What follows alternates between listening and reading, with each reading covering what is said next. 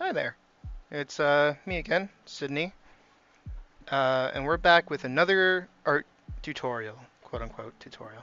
I've actually been thinking a lot lately about what I actually want to call this sort of series because I'm not really outright teaching anything. You know what I mean? I'm just kind of giving uh, general tips and advice and ways of thinking about art that is different than most of the art tutorials that are out there, where it's like step one, step two, step three. This is more general how to think about art, and that's what I came up with. So for going forward, this series will now be called um, "Thinking About How to Draw with Sydney." Me, that's me. Well, today we'll be thinking about shapes, a lot of shapes. If you've been watching my stream lately, you'll know that I've been hyping up my shape theory video, shape language video, which is this. We are finally doing it. I finally have some free time where I'm able to record for a prolonged period of time. Um, but yeah, so what is shape language, you may be asking? That's a good question. It's bullshit, is what it is. Nah, I'm kidding.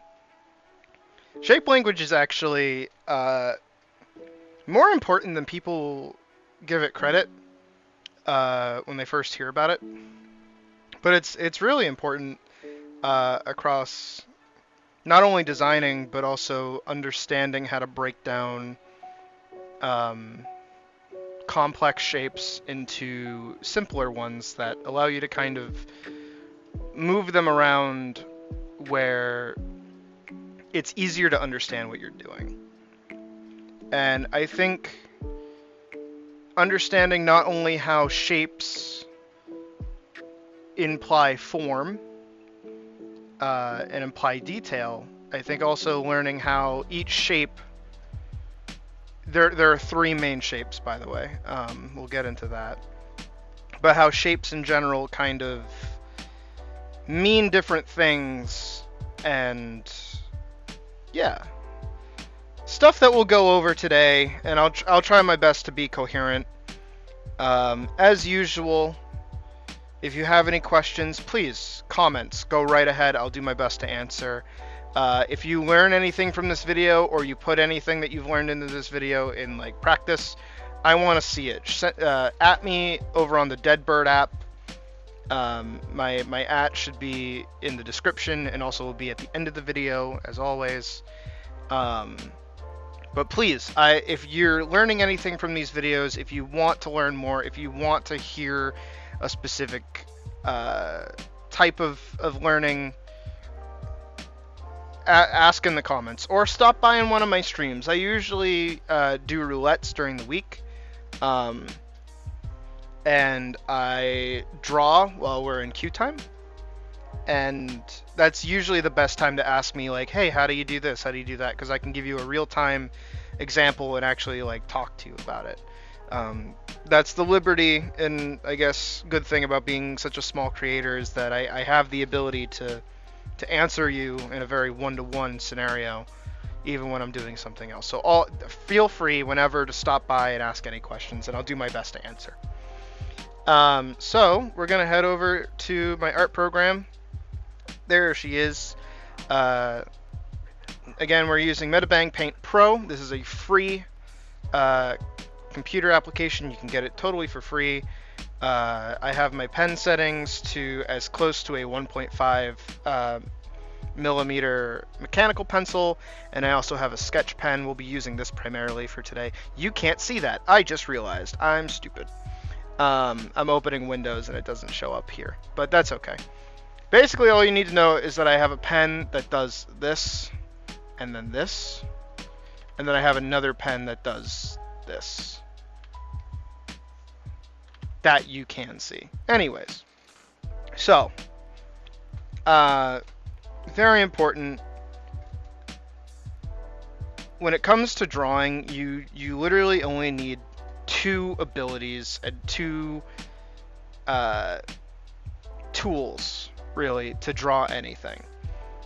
And those two tools is the ability to draw a straight line and a curve. If you can do a little whoop, and if you can do a little whoop and a whoop, if you can write the letter I and C, congrats, you can draw anything. If you can write even, congrats, you can draw. So, shapes, shape language, right? Now, why did I make it important that those two tools are very important? Because to make any shape, you need a straight line or a curve. If you want to draw a square, for instance, right, you need 4 straight lines. If you want to draw a circle, you just need a giant curve that comes back in on itself. As close to a circle as you can get. Sometimes it's a bit more of an oval, but that's okay. We're not here for perfection. We're just here for understanding and a good basis when it comes to thinking about art. Now, when you look at these two shapes, they're very simple. You know, you've seen them everywhere. They're very recognizable shapes. You put the square in the square hole, you put the circle in the circle hole. It's not rocket science. And it never will be, because shapes are really easy, and they're really easy to understand. And then we're going to throw in a little extra one here in the bottom really quick. Let me move these guys out of the way, because these two are really important to the rest of my discussion here. But we also have the triangle. I'm going to get a better triangle. The triangle.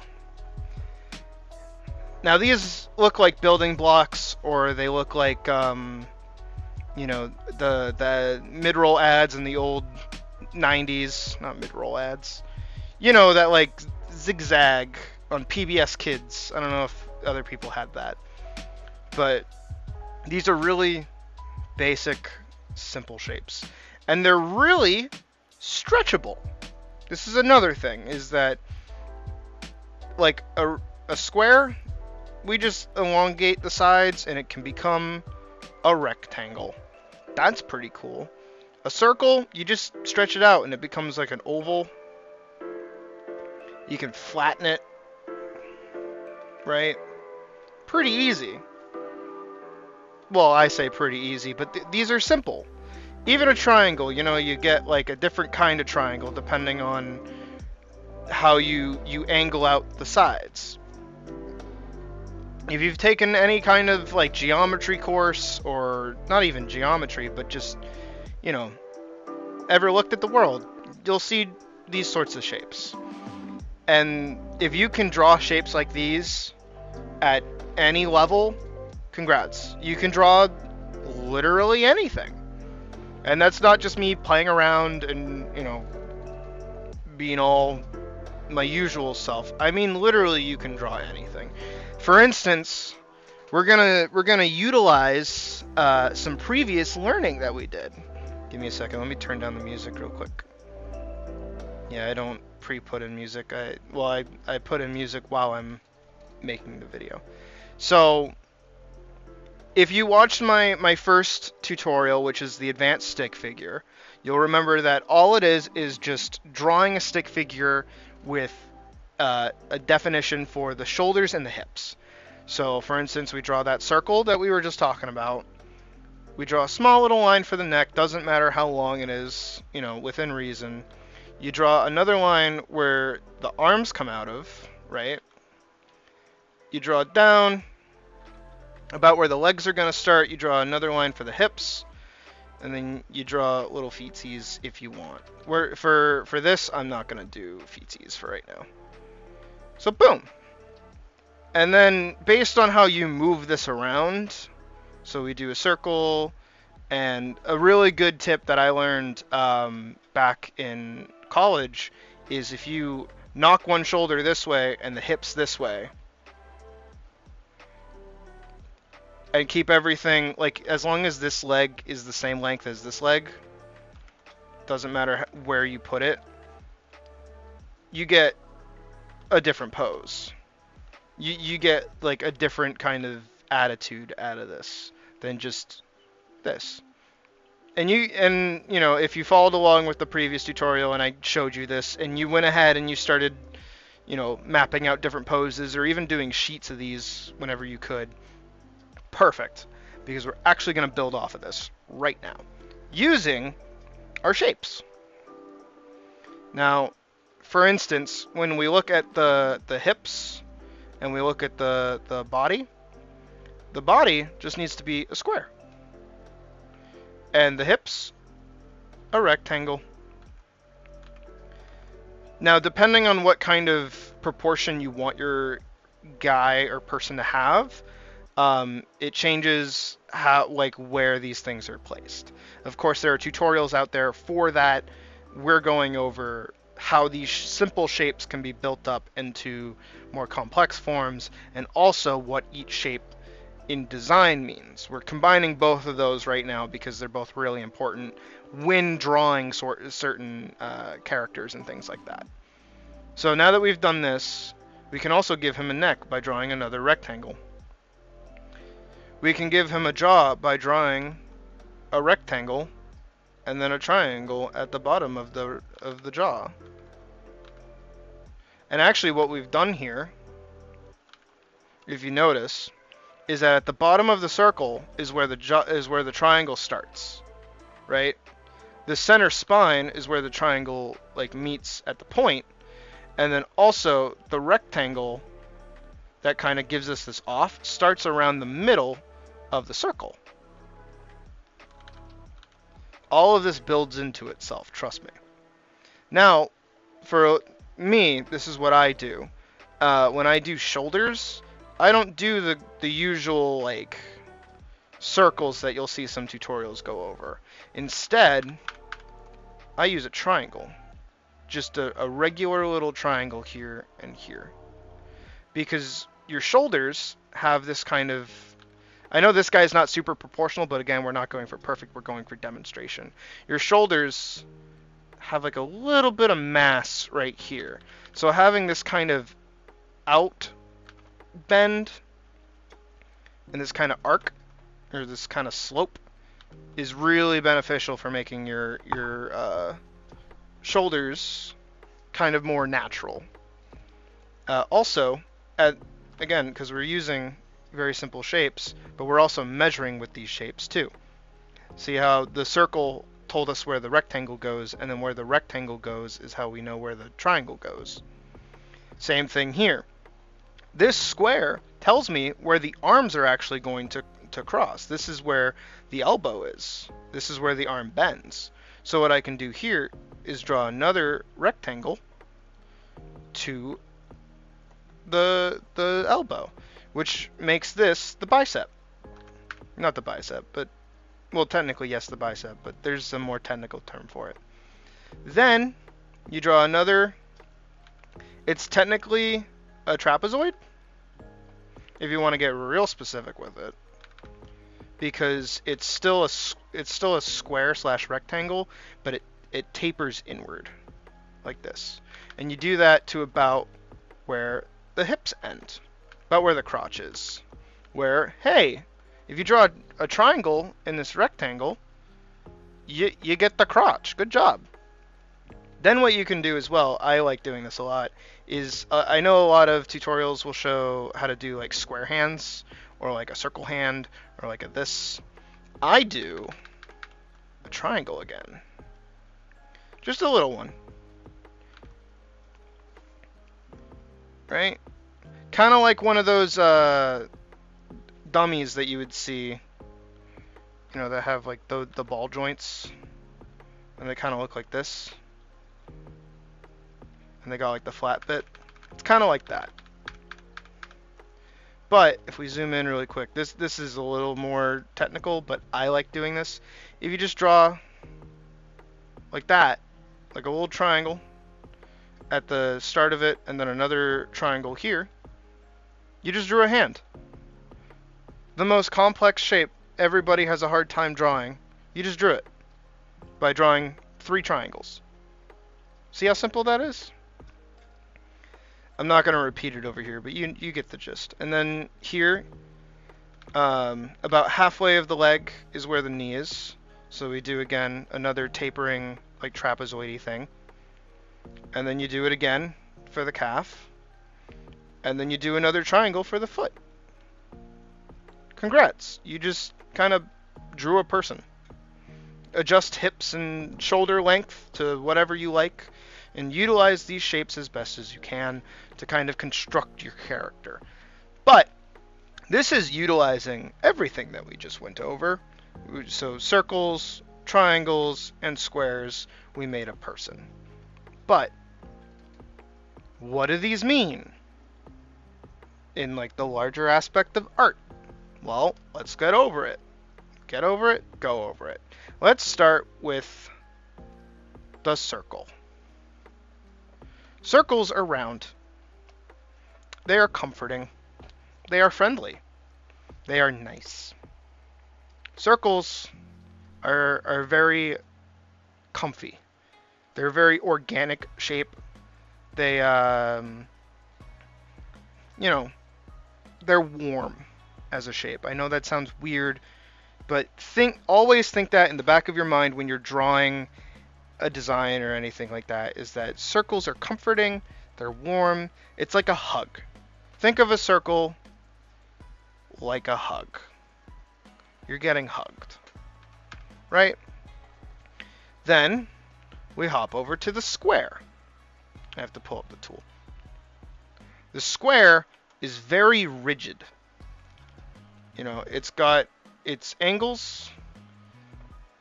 It's very flat. It's got defined sides, and it's very It's very right. If, for instance, we wanted somebody to be interacting with this square, I would probably draw them. We're going to utilize another example of my amazing advanced stick figure technique. I'd probably draw them struggling to push it backwards, like this. Ooh. That's him sweating. Right? And he's really trying over here to push it this way, but it's not budging. Squares are very rigid, and they're kind of stubborn. They're a stubborn shape, if you will. Where a circle is more free-flowy because it can, like a ball, roll around, for instance. A square requires effort to move. Right? Again, things to think about when you're drawing or designing. And finally, if you've ever played a platforming video game before, you know that the triangle is a spike. It is the death pit. It is scary, it's angular, and it's also the button for play. And this is because triangles are very active, they're very dynamic, they're pointy, they're jagged. They're not as safe as, say, a square or even a circle. They're pointy, unlike a circle, which is very comforting. So the true opposite is the triangle of a fucking circle. You know what I mean? So how can we use these kinds of feelings that these shapes give us in our designs, right? Well, we can go back to what I showed you earlier, once again, with the advanced stick figure design. And we're going to do 3 very simple characters using only the shape that we have at one given time. So for instance, we're going to use a square, we're going to use a triangle, and we're going to use a circle. Actually, you know what? I'm going to put circle on one side, square in the middle, triangle on the other side, because these two are dead opposites, and this one kind of sits in the middle, right? So circles. If we wanted to draw a character using circles, it's pretty simple. We start with that circle like we've done before, and we can still use lines. There's no problem in using lines to kind of show us how the character is meant to be standing or what they're supposed to be doing. But now we're going to draw with circles. So let's give them a circular, chest kind of thing. Give them circular hips.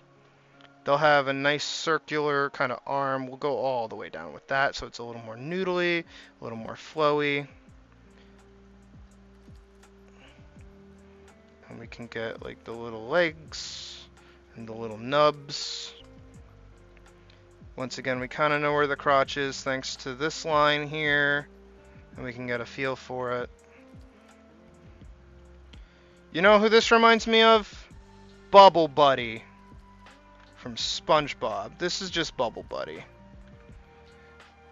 They're friendly, they're soft. Let's give them some like hands really quick. Boom.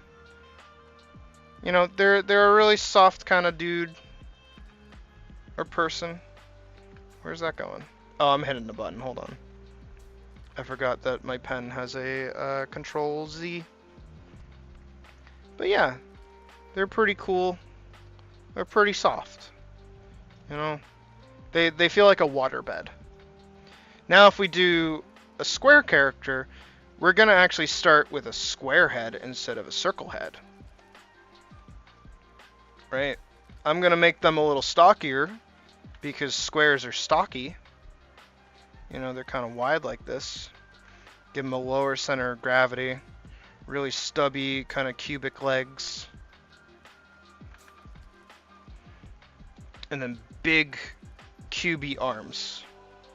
See how that's a cube even still? Like these are just two rectangles getting smashed together. And this looks like Wreck-It Ralph, actually. And we can extend his jaw down a little bit with that cube, give him a really thick neck and really thick shoulders. And then we can go even a step further and give him a really cubitsy, hold on, I have to actually make it cubey, overalls.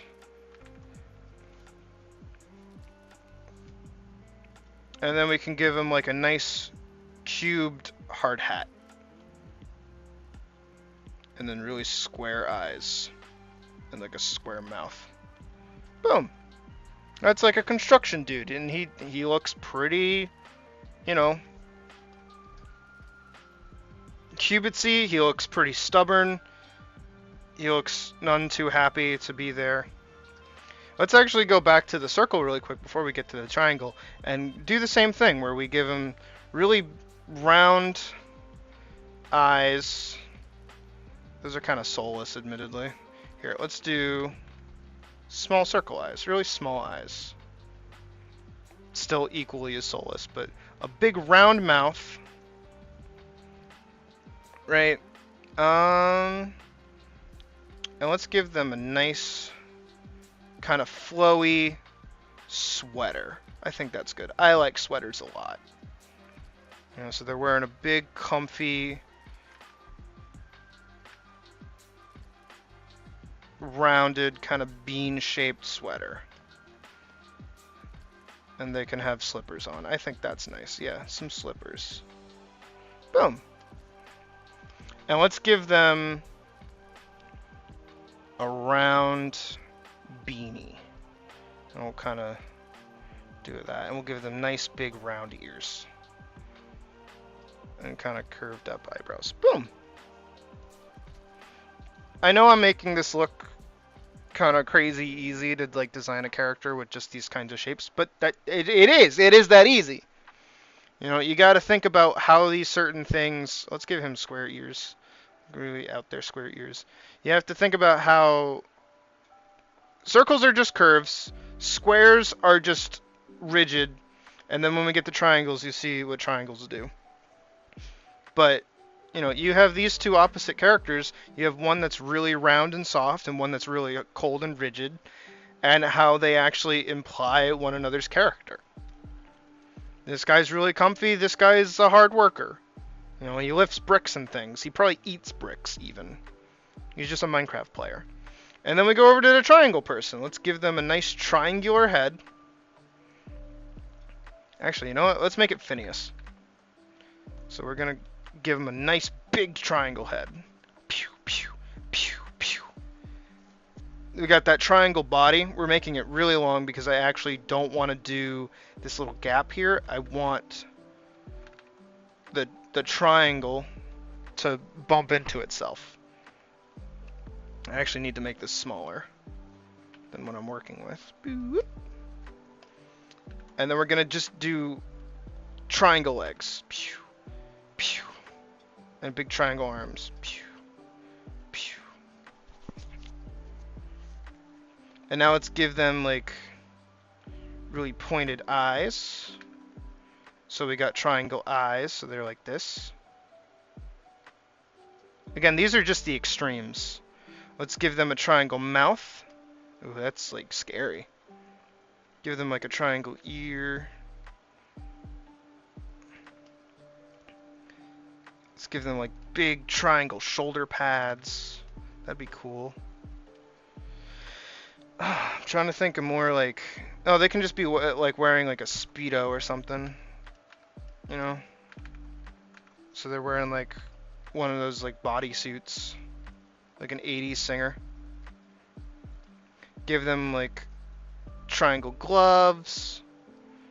Triangle thighs. And then even some like spiky hair. So boom. These are the extremes of how you can utilize these shapes.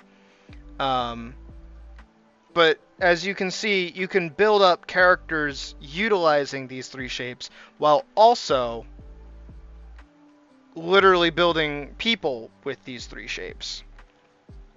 You can go as far as you want with this sort of thing. And shape language is actually very important in ways that you probably haven't thought about before. For instance, have you ever seen the movie Monsters, Inc.?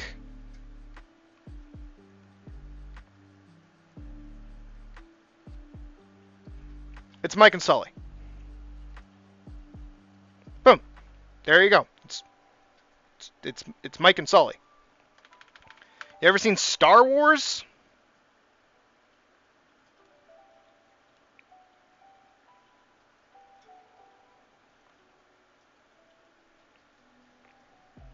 Let's give him a circle. This is Darth Vader. Kinda. But like you can see it. If we give him like the little chest plate, right? And we build out his legs. Give him that like triangle mask. Those eyes. Who's Darth Vader? Even if you've seen like a more recent film like the new Inside Out, right? Anger is a square dude. I'm drawing him from memory right now. I genuinely don't remember what he looks like. But he's got like that square brow and those square eyes. And he's got that like upset face. And he's got that collar. I know he wears like a suit. I think he just wears like a dress shirt. And like the tie is tucked into his pants or something.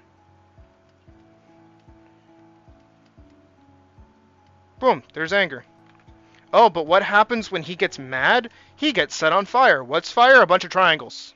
A bunch of wiggly, curvy triangles. Picking up what I'm putting down? Even Joy. She is primarily triangles.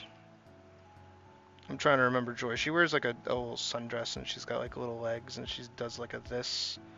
And she's like, yeah. Right? But her hair kind of goes spiked up like that. I'm pretty sure she has an ear. She's got like the fringe. Boom. Having really strong fundamental shapes when it comes to designing characters really allows for anyone to instantly recognize them because it's really good for silhouettes. For instance, the most recognizable silhouette in the world is 3 circles. Doesn't get much simpler than that. And again, as you've seen, you can really push this pretty far to an extreme degree in one direction.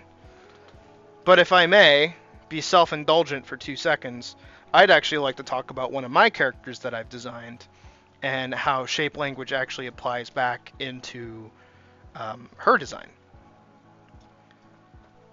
So I'm going to draw her really quick. And if you've been on stream, you've seen her 100 times.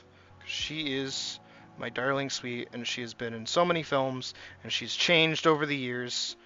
But if anything, she's very, very consistent. And that is consistent in being inconsistent.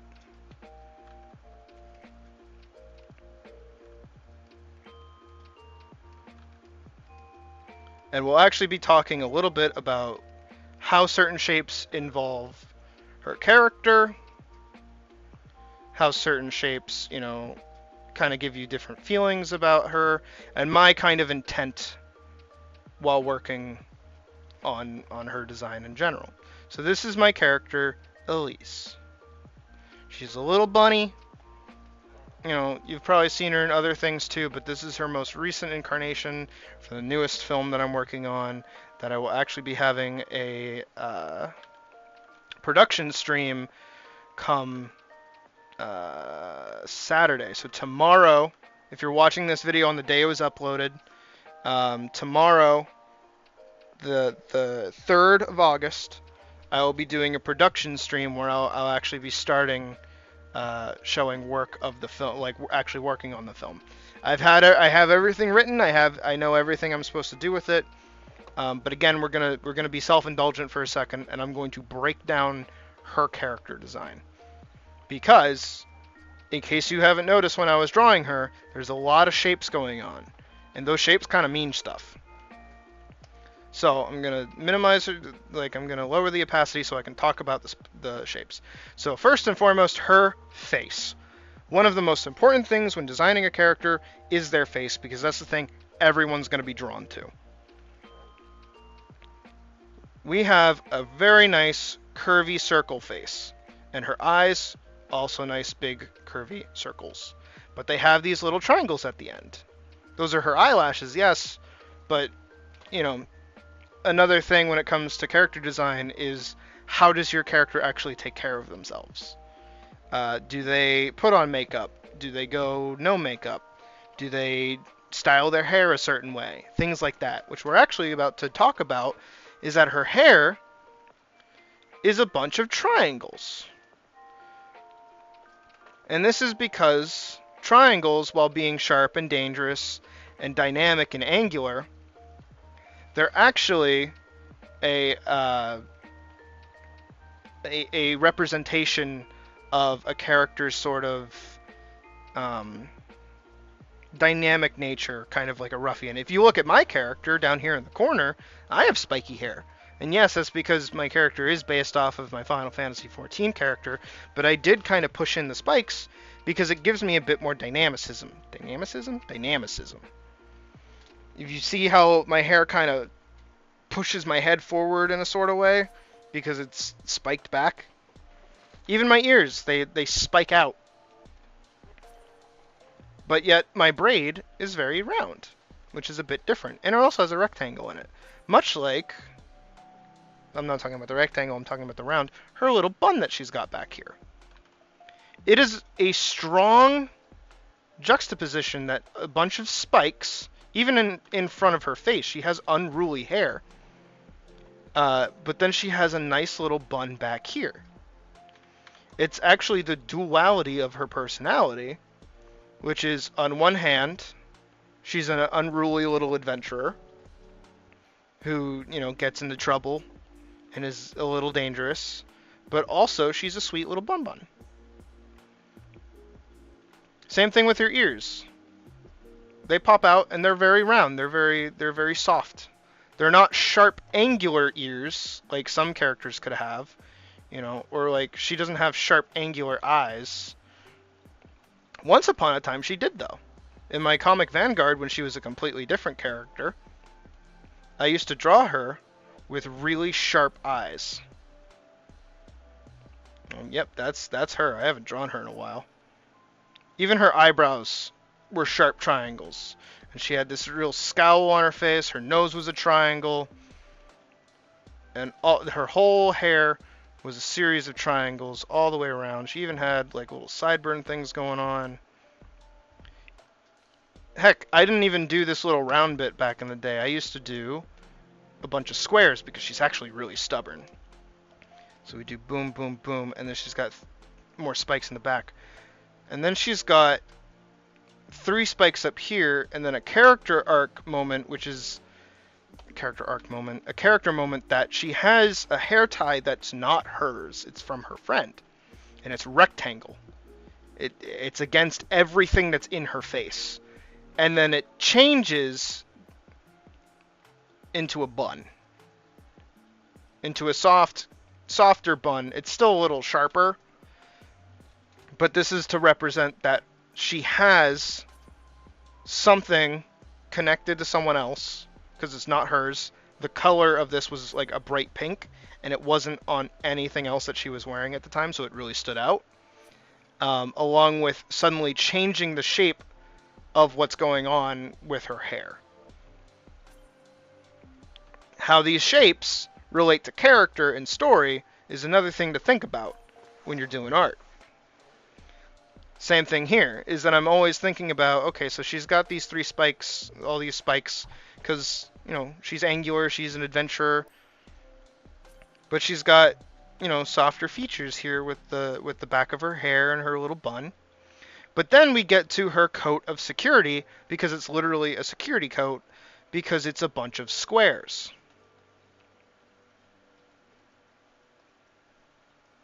Even the sweater that she's wearing underneath, that I just came up with yesterday, is technically a bunch of squares.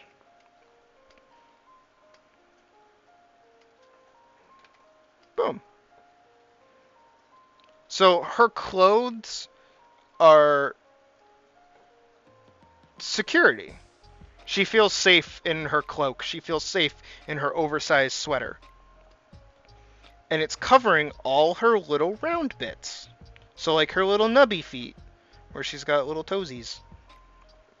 Her feet, and even her arms, which we're going to draw out of the cloak for a second, are just giant circles with little nubs, because she's innocent. She's a little kid.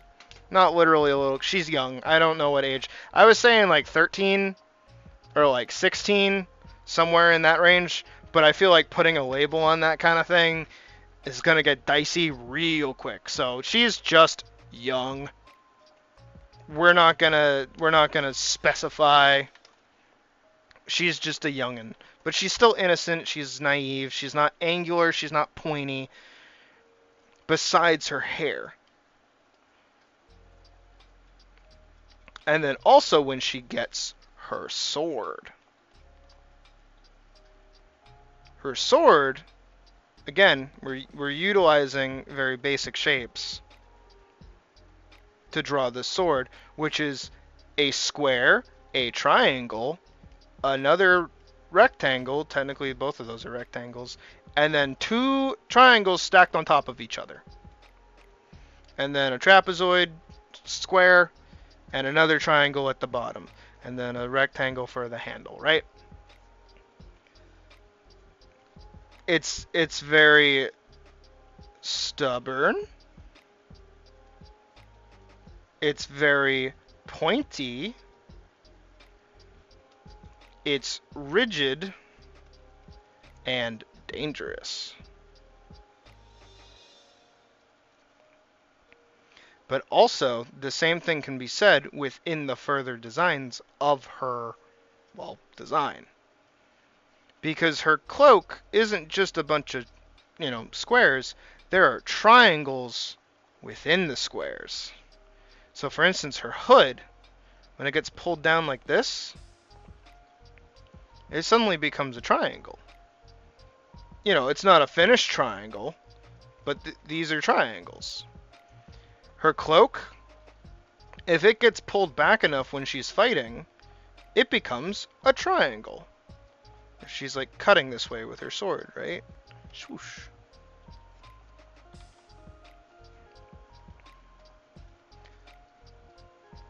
Again, these are just things to think about while you're doing art.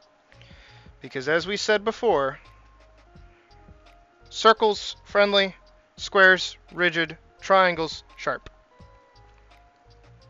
Circles, friendly, squares, rigid, triangles, sharp. Triangles, sharp, spikes. Squares, rigid, like the ground. Circles, like a ball, comfy, easy to get around. Movable, malleable. It's like the difference between like a thing of Play-Doh, right? A a tungsten cube,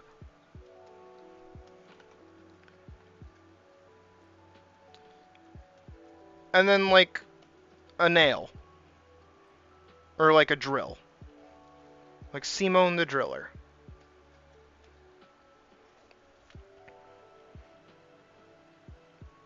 Keep in mind, while you're doing art, and while you're drawing, and while you're designing your characters, how these different shapes that are very simple can actually influence not only how you build a character, like this, but also how you build a character. What does a character's backstory and history and what you want them to go through and what they're doing going to be shown through very simple shapes? Because again, to construct more detail, you have to first lay the foundation with simple shapes. So what shapes are you utilizing to bring about your characters, to show what they look like? And of course, you know, it's not be all end all. You can't, you know, have a very comfy character. Hold on, I have to word that differently. It's not that you can't, like, make a comfy character that has triangles somewhere in their design. It's not like you can't have a rigid character with circles somewhere on them. But it's understanding the wider immediate impression that people get when they look at the shape of a person. And that comes down to silhouettes. And shapes are very good at silhouettes because immediate recognizable shapes actually makes a world of difference. Also, very quickly, before we wrap up, because I think that's a good amount of video, we're going on about 42 minutes now. Holy crap. Sorry for talking this long. Very quickly, a small little piece of advice that you definitely already know.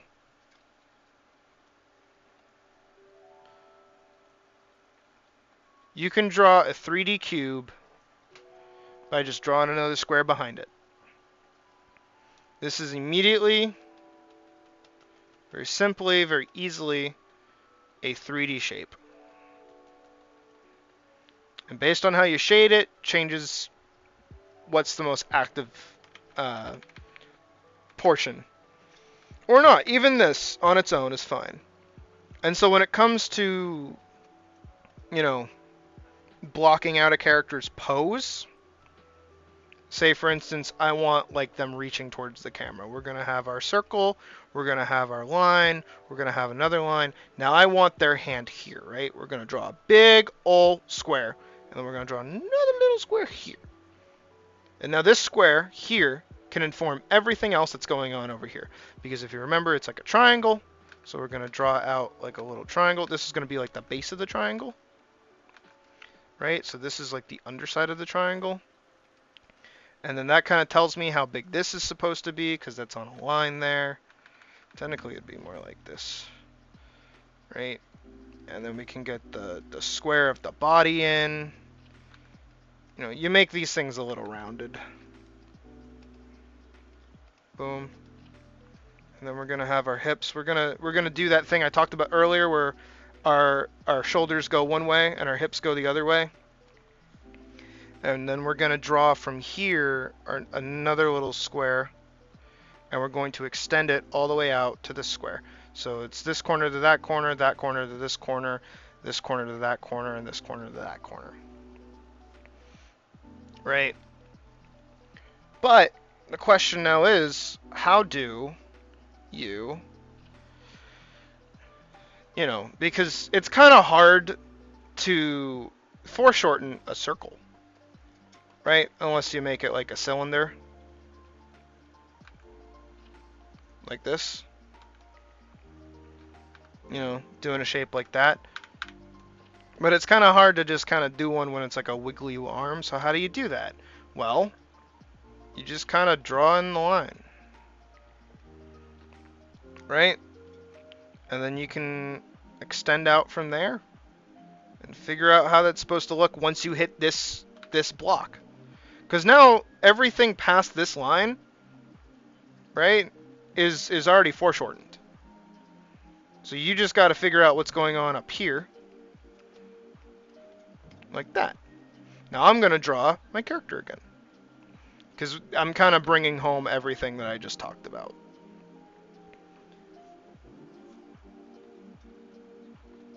Boom.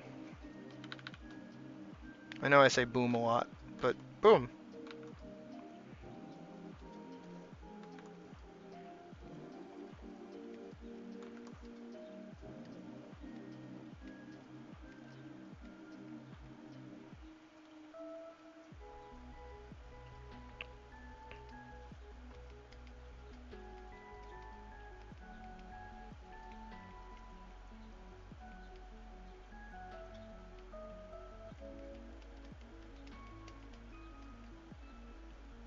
I know I went silent and I just started drawing, but I hope you see, as I do this, let's give her like a big old mouth. And like big old teeth. And now she's like angry. How these very simple shapes all come together to form a more detailed and more interesting and dynamic not only pose, but also character. It informs story. And it gives you immediate feelings regardless of what you're going into or who you are.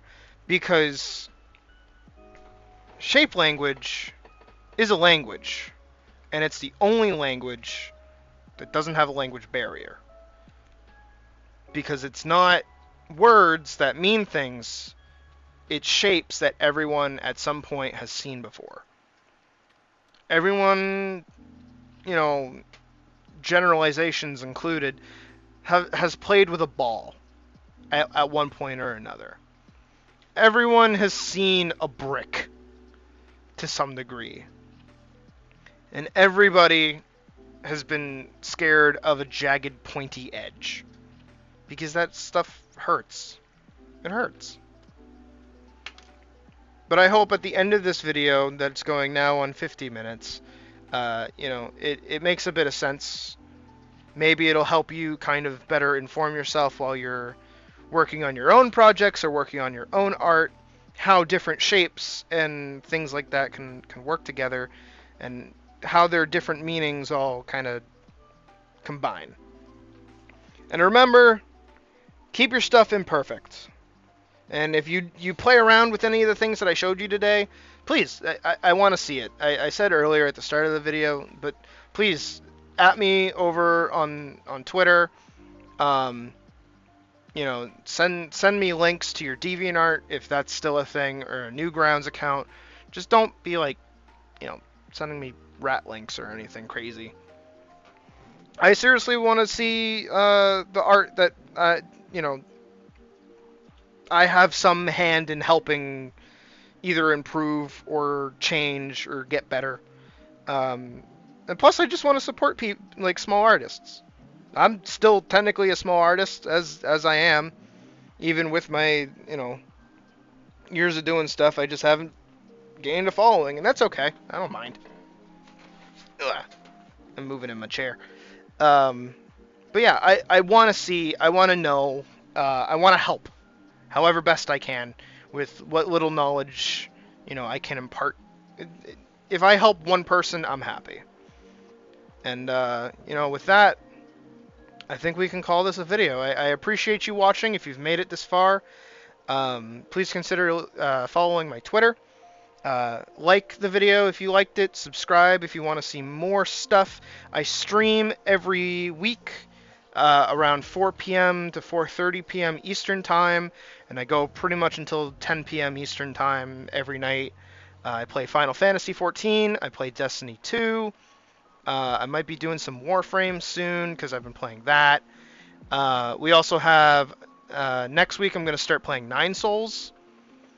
We just got a lot, and I do art too as well. We'll have a production stream tomorrow on Saturday, August 3rd. August 3rd we're doing a production stream of my new film, so you get to see me like work.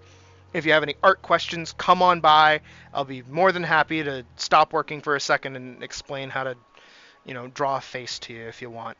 But please feel free to reach out to me. I'm not unapproachable. Unapproachable? What was that? I'm approachable. Come talk to me. But yeah, I appreciate you, and I thank you for watching the video. And if you sneezed during the video, bless you.